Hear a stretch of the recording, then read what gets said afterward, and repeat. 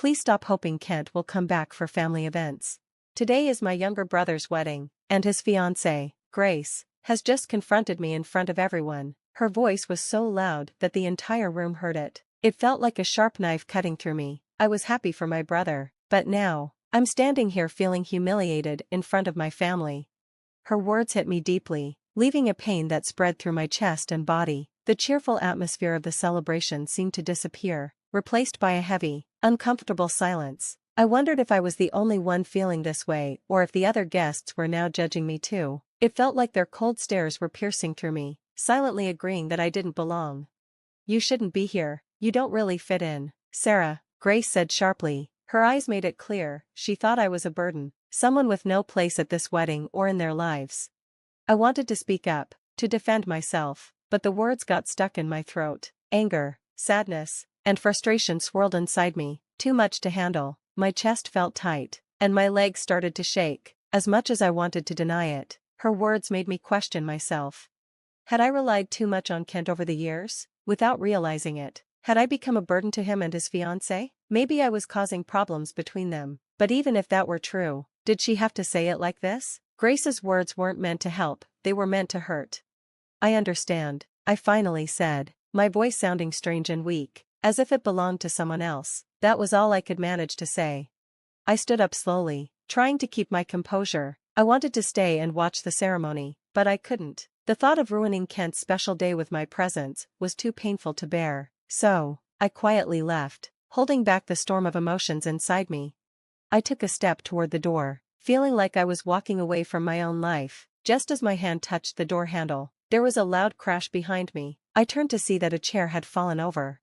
My name is Sarah, and I'm 32 years old. I often wonder how different my life would have been if that accident hadn't happened. Kent and I lost our parents when I was 11, and he was only 8. They were returning from a weekend trip when it happened. By the time we arrived at the hospital, it was too late, they were gone. Everything felt quiet and unreal, like the world had stopped. I barely remember anything from that day except Kent's small, trembling hand holding mine. After that, we moved to a children's home. The staff were kind, and we made friends with the other kids, but no matter how comfortable things got, there was always an empty, aching feeling inside me. I wanted Kent to be happy, so I made a promise to myself, I wouldn't cry in front of him. I thought if he saw me cry, it would make him sad too. Being his big sister gave me a reason to stay strong. Instead of facing my own grief, I focused on taking care of him. When I turned 18, I had to leave the children's home. There were programs to help us with college, but I chose not to use them. I decided Kent should be the one to go to college. I started working during the day and attending vocational school at night to learn event planning. I had a small dream of starting my own business someday, but it felt far away. My main focus was Kent. I even took out loans to make sure he didn't have to worry about money. I wanted him to have a good education, and I didn't want finances to hold him back, even though I knew a scholarship could help. While I worked, Kent focused on his studies. Seeing how hard he worked inspired me to keep supporting him in any way I could. Kent didn't disappoint me. He graduated from college and got a job at a big company. When I heard the news, I couldn't stop crying. All those years of hard work and debt were finally worth it. Every struggle had meaning because it helped him succeed. After starting his job, Kent began sending me $1,500 every month. I wanted to tell him to keep the money for himself, but his message stopped me. Sis, you did everything for me. Not giving something back would feel wrong. Please accept this. Reading those words, I cried again. It touched me deeply that he recognized my sacrifices. At the same time, I felt strongly that I couldn't keep depending on him. So, I quietly saved the money, hoping to return it to him someday if he ever needed help. Using the skills I had learned in school, I started a small event planning business. At first, I worked alone, but as the business grew, I became busier. Kent even started helping me on weekends, despite his demanding job. One day, Kent told me he was dating someone, Grace. She worked at a company that partnered with his. He seemed so excited, and seeing his happiness made me truly happy for him. A year later, Kent told me he was planning to marry her. We were walking home after dinner when he shared the news. I felt a strange weight settle in my chest. I wanted Kent to be happy, but deep down, there was an odd pang. Was it loneliness? Or maybe the fear of losing him? I smiled and congratulated him, but inside, my emotions were mixed. Grace seemed like a good person. She made Kent happy, and when we met, she was polite and kind, but her smiles sometimes felt distant. That feeling became clearer during a pre-wedding dinner with Grace's family. We met at a fancy Japanese restaurant, and her parents seemed sophisticated, but there was something subtly dismissive about them. "Kay, you've come so far growing up in a children's home, I mean, how admirable." Her words sounded harmless, but they stung. Her tone was friendly, but her eyes felt judgmental. Kent answered politely, saying, "I wouldn't have come this far without my sister." His voice was tense, though. Kent usually spoke proudly about our past, but here, it seemed like he was holding back. I wanted to say something, but I didn't want to ruin Kent's moment. After dinner, he told me not to worry, but his reassurance only made the pain sharper. I could see he was hurt, too. Still, he was trying his best to make things work. I reminded myself that his happiness mattered most. As the wedding planning continued, I tried to connect with Grace. We spent time together picking out dresses and reviewing the guest list. She was always polite, but there was still a coldness about her. Then one day, her question hit me like a stone. "Is Kent still sending you money?" "Honestly, I think it's a bit much. Now that we're getting married, our finances should come first." I was speechless. I knew she wasn't entirely wrong, but she didn't understand. To Kent, that money wasn't just repayment, it was a symbol of everything we had built together. Still, I realized she had a point. Maybe it was time to let Kent focus on his new family. That night, I decided to talk to him. "Grace doesn't seem too happy about the money, does she?" I asked. "I figured she'd bring it up," Kent said, looking resigned but determined. "Maybe it's time to stop. You have a family to focus on now," I said, even though my heart ached as I said it. As I told Kent to stop sending me money, he replied firmly, "I'm not stopping, Sarah, you've done so much for me, I can't just quit now." His words brought tears to my eyes, but I didn't let him see them.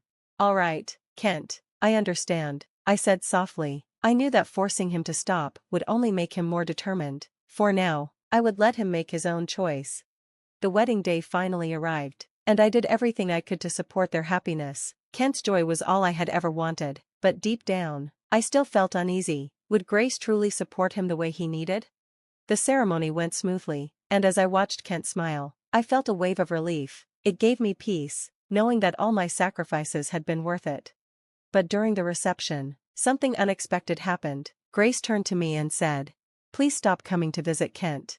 Her words hit me like a knife to the heart. The room fell silent, and I felt everyone's eyes on me. I stood frozen, unable to respond, as my face turned pale and my heart sank. Grace's sharp gaze seemed to say I didn't belong here.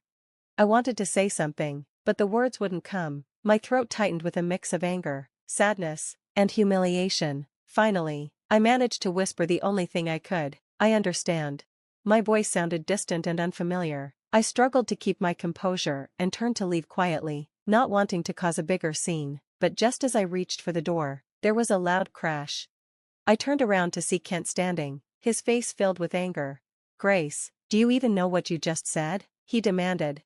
Grace looked shocked, but Kent didn't back down. His voice was low but filled with rage as he continued, "You don't know anything about what she's done for me. Without my sister, I wouldn't be here today. She sacrificed everything to make my dreams possible."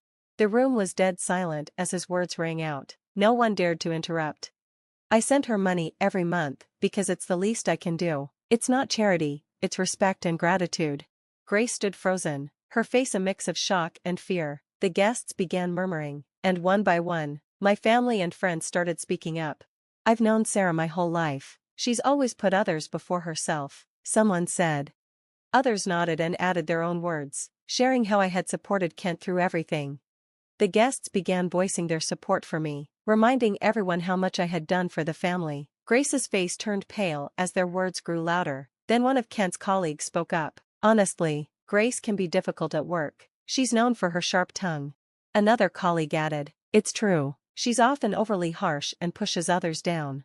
One by one, her colleagues revealed sides of Grace I hadn't known. With every confession, Grace's face grew even paler, realizing the respect she thought she had was slipping away. Suddenly, the doors opened, and a man walked in. He was impeccably dressed, with an air of quiet authority. "My apologies for being late," he said. Someone greeted him. "Mr. Jameson, welcome." Mr. Jameson was a senior manager from a major business partner of Grace's family. His presence immediately commanded attention. "Is something the matter here?" he asked, his tone calm but observant. Grace's father quickly replied, "Oh no, Mr. Jameson, just a family misunderstanding." Mr. Jameson glanced around and then turned to me. "You must be Sarah. I've heard impressive things about your event planning company." I was stunned. "Thank you, Mr. Jameson," I replied. Grace's father tried to interject. "Sarah is a foster home graduate. I'm sure we'll want to evaluate partnerships with that in mind." Mr. Jameson's face remained steady. "Actually, I grew up in foster care myself." The room fell silent. Grace's father turned pale. "I've always respected those who overcome adversity." Sarah's work reflects that spirit. "At our company, we choose partners based on merit, not background. Excluding someone due to their past would go against our values," Mr. Jameson said firmly. His words filled me with pride and gratitude. Kent's voice broke the silence. "Sarah has been a pillar of this family." Grace's words were out of line. Then, with finality, he added, "Our family deserves better. I can't marry someone who doesn't respect my family." Grace looked devastated but didn't protest. Kent walked over to me and hugged me tightly. "Thank you, Sarah, for everything." "Thank you, Kent. I'll always be here for you," I said, tears in my eyes.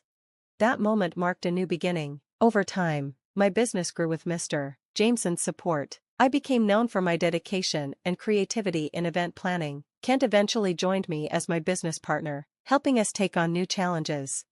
"We've come so far, Sarah," Kent said one day. "We have, and I'm grateful for every step," I replied. Together, we built a life full of support, opportunities, and a stronger bond than ever before. Side by side, we moved forward, creating a brighter future.